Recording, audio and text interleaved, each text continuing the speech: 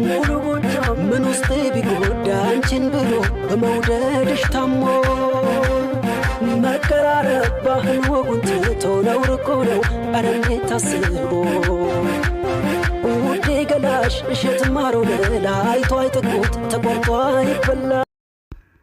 ሚስጥር ክፍል 7 ጸሐፊ ሀሊድ አቅራቢ ይፋት ሎቭ ስቶሪጅ።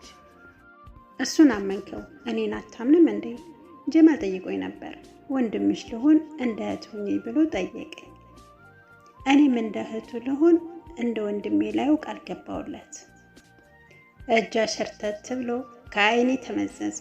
ማየት ጀመርኩ። ዞር ብዬ አየኋት። የድሮ አራቢ ያቺ ሳቂታ አጠገቤ ስትሆን ሙቀቴ ጨመረ። በናፍቆትና በፍቅር መሃል ያለው ልዩነት ተገለጸልኝ። የፍቅር ኃይል ናፍቆትን ይደረምሰዋል። ፍቅር ከናፍቆት በላይ ነው። ወንድምሽ አረግሽው? ግንባሯን ነቀነቀች። እኔስ ምንሽ ነኝ? ምን ልታረግኝ አስበሻል? አልኳት። ያልጠበቅኩት አስተያየት ተሽኮረመመች። ወደው መሬት አቀርቅራ እንድሸማቀቅ አረገችኝ። ድጋሜ ስጠይቃት እጇን አንስታ የሆነ ነገር ለገለገችብኝ። ቾክ ነበር። ወደው መሮጥ ጀመረች። ግን ርቃ አትርቅም። ምክንያቱን ባታውቅም የበሰበሰ ዝናብ አይፈራምና ተነስቼ ቾኩን ቀባኋት። እየታገልን ባለንበት ሰዓት ላይ ደረቴ ውስጥ ውሽቅ አለች። አቀፈችኝ። አቀፍኳት። እንደ ባለፈው በአደባባይ ጉድ እንዳነሰራ በንቃት ኮቴ ማዳመጥ ጀመርኩ። ልቤ ያሸነፈና ጠረኗ ውስጥ ተወሽቄ ቀረው። እሷም ታወራለች። ላይ ቸኩዬ ነበር፣ ይቅርታ ልጠይቅህ። ከጀርባዋ ወደ ደረቴ ጭምቅ እያረኩ አያስፈልግም፣ በአንቺ የሚጨክን አንጀት የለኝም ልላት ነበር። አልቻልኩም። ዝም አልኩ። አልተቀየምከኝም አይደል ማለልኝ ስትል አፌ ተከፈተ። ጭንቀቴ በፍጥነት ተረማዩን አዟዟረና አዎ ተቀይሜሻለሁ፣ በቃ አንቺ አትረቢም፣ ተነሽ ካጠገቤ ሂጂልኝ ብዬ አንቧረቅኩባት። በእርጋታ ተነሳች። ልታወራ ስትል መልሼ ጨኩባት። በቆመችበት ተነቃንቃ ዟዙራ ለመውጣት መራመድ ጀመረች። ይሄኔ አውካካው መሳቅ ጀመርኩ። ዞር አለችና ስታየኝ እጅ በደረት አድርጋ ፊቷን ወደ መሬት እየደፈቀች ልቤን ልታሟሽሽ እንስፍስፍ አልኩ።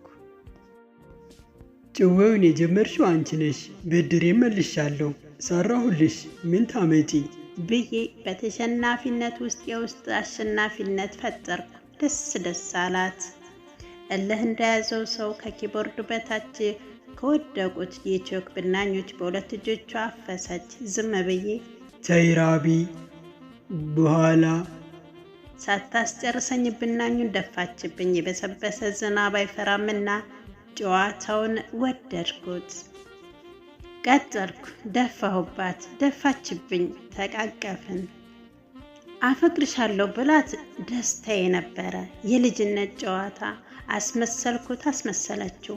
መቼም የማያልቅ የኔና የራቢ ጨዋታ የህይወት ግን ህይወት አጭር ናት። ከራቢ ጋር ናፍቆታችንን እየገረሰስን ቆየን። ነገር ግን ፍቅራችንን ተገላልጸን እምቢ የምትለውን ቃል ፈራው። አስጨነቀችኝ። ከአፌ አፈቅርሻለሁ የምትለውን ቃል ማውጣት እስኪያቅተኝ ድረስ ነሆለልኩ። 4 ሰዎች ያውቃለሁ የፍቅር ጥያቄ ለራቢያ አቅርበው እምቢ ተባሉ። ፍቅሬን እንዳልገልጽላት ያረገ ትልቁ ነገር ራቢያ የፍቅር ጥያቄ ለጠየቃት ሰዎች ሰው አለኝ የሚያፈቅሬ ብላ መልስ መስጠቷን ነው። ማን ነው ይህ ሰው? የዚህ ሰው ማንነት እስካላወቅኩ ድረስ ፍቅሬን መግለጼ ውያ ሰው እኔ ከሆንኩ እሺ ትለኛለች። ያ ሰው እኔ ካልሆንኩ ግን ፍቅሬንም ከራቢያ ጋር ያለኝ ግንኙነትም አጠዋለሁ። ይህ ደግሞ ለኔ ከባድ ጸጸት ነው። አይናፋር ልሆን እችላለሁ፣ ግን አይን አላፍርም። በተለይ ራቢያን አልፈራትም። አንድ ቀን ራቢያ ክላስ ውስጥ ሽቶ ተቀብታ መጣች። ግሩም ሽቶ ክላሱን አወደው። ከሁሉም በላይ አጠገቧ እንደ መቀመጤ ጎልቶ ይሸተኛል። ሳቅኩባት። ተማሪዎቹ ሁሉ አፈጠጡባት። እንግሊዝ መምህራችን ስትገባ አፍንጫዋን እያልመዘመዘች ሽቶን አሸተተችው። ደረቷን ነፍት እስኪል ድረስ አሸተተችው። ከዛም በመገረም ዋው ምን አይነት መዓዛ ነው! ደስ የሚል ሽቶ! ማን ነው ይህን የመሰለ ግሩም ሽቶ የተቀባው መሆኑን ተገነዘብኩ። ወዲያው ለራቢያ ነገርኳት። እጇን አውጥታ ለመምህሯ አሳየቻት። ቶሎ ያወጣችው ተማሪዎቹ ቀድመው እንዳያሰጠዋት ፈርታ ነው። መምህሯም ወዲያው አንቺ ነሽ የኔ ውብ የኔ ፍልቅልቅ፣ ደስ ስትይ አውቃለሁ። ሽቶ መቀባት ጥሩ ነው፣ አመሰግናለሁ ስዊት መሆኑን ለራቢያ ስትነግራት ተሽኮረመመች። አይናፋር ሰው ከራቢያ ጋር ቁጭ ብሎ ማውራት ማለት ጦር ሜዳ ያለምንም መሳሪያ ባዶ እጁን እንደሚሄድ ነው። ይተኮስበታል፣ አይተኮስም። ጋሻ መያዝ አይከላከልም።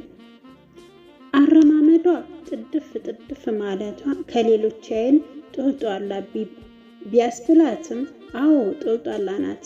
ይህ ጦልጧልነቷ ነው አስሮ የያዘኝ። ጦልጧልነቷ መሆኗን አካሏን ጋር ሄደዋል። እኔ ግን ጦልጧልነቷንም እወደዋለሁ። አርብን እየረገምኩ ለቅዳሜ አሳልፎ ሲሰጠኝ እየተቁነጠነኩ ዛፍ ስር ተቀምጬ ባለሁበት ሰዓት አንድ ጎርነን ያለ ድምፅ ሰማሁ። ዞር ስል በዕድሜ ገፋ ያሉ ሽማግሌ ሰውዬ ናቸው። ነጭ ፀጉር፣ ነጭ ፂም፣ ሀጫ ጥርስ፣ ሉጫ ፀጉር ያላቸው፣ አቋማቸው የተስተካከለ አጠር ያሉ ጥላ የያዙ በጥቁር ሱፍ ታጅበዋል። ሰላም ነው አባት ብዬ መልስ ሰጠዋቸው። ፈጣሪ ይመስገን የኔ ልጅ፣ በሰላም ነው ቅዳሜ ዛፍ ስር ተቀምጠ ብቻህን የምታወጋው አሉኝና ፋታ ሳይሰጡኝ ምን ነው ያስጨነቀህ ነገር አለ እንዴ? ኧረ አባት አልተጨነኩም። እንዲሁም በአሁኗ ሰዓት ደስተኛ ነኝ።